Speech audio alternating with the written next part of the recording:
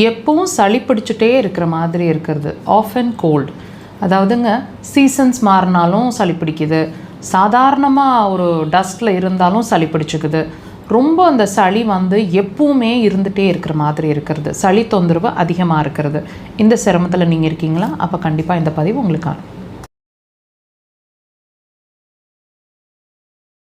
எப்பவும் சளி பிடிச்சிட்டே இருக்குது, எப்பவும் கர்ரு கர்ருன்னு சளி இருந்துகிட்டே இருக்குது.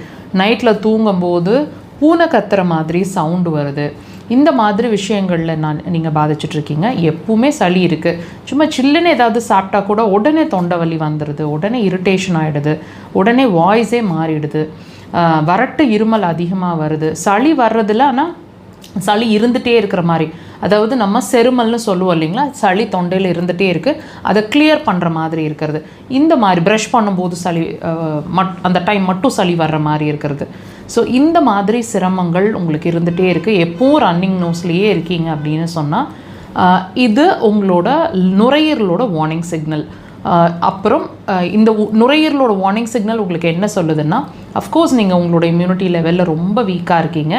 இம்யூனிட்டி அப்படிங்கிற ஒரு விஷயத்தை பொறுத்த வரைக்கும் அக்குபஞ்சரில் நாங்கள் எப்படி அதை அணுகிறோன்னு கேட்டிங்கன்னா, உங்களோட நுரையீரல், உங்களோட மலக்குடல், இது ரெண்டும் தான் உங்களோட இம்யூனிட்டி. அதாவது பொதுவான இம்யூனிட்டின்னு நாங்கள் பார்க்குறோம். ஸோ இந்த ரெண்டு ஆர்கன் பாதித்தா மட்டும்தான், அதாவது எனர்ஜி லெவலில் பாதிச்சிட்ருக்கு அப்படின்னா மட்டும்தான் உங்களோட இந்த பிரச்சனை அடிக்கடி உங்களை பாதிச்சுட்டே இருக்கிற மாதிரியும் ரொம்ப தொந்தரவு கொடுக்குற மாதிரியும் நீங்கள் ஃபீல் பண்ணுவீங்க. இப்போ இதை எப்படி செக் பண்ணிக்கலாம்? சளி பிரச்சனை இருக்குது, அது நுரையீரல் சார்ந்த விஷயம்னு நம்ம தெரிஞ்சுக்கிட்டோம். இது எப்படி ட்ரீட் பண்ண முடியும்? இதுக்கு ரீசன் என்னன்னு கேட்டிங்கன்னா, நான் சொன்ன மாதிரி கண்டிப்பாக அதோட ரூட் காஸ் மலக்குடல் தான்.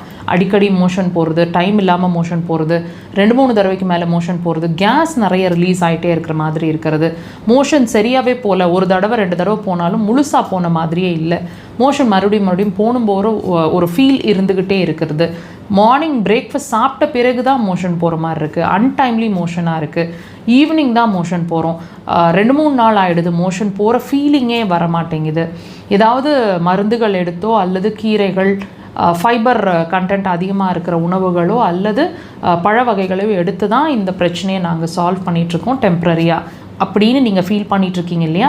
ஸோ இதுக்கும் உங்களோட சளி தொந்தரவுக்கும் டைரக்ட் சம்மந்தம் இருக்குது. இதை நீங்கள் ட்ரீட் பண்ணாமல் வச்சுட்டு இருந்தீங்கன்னா கண்டிப்பாக இதோட அடுத்த லெவல் உங்களோட ஸ்கின் வரைக்கும் பாதிக்கும், ஸ்கின் சம்மந்தமான பிரச்சனைகளும் வரக்கூடும். ஸோ ட்ரீட்மெண்ட்டை சீக்கிரமாக எடுங்க. அக்குபஞ்சர் சிறந்த தீர்வு.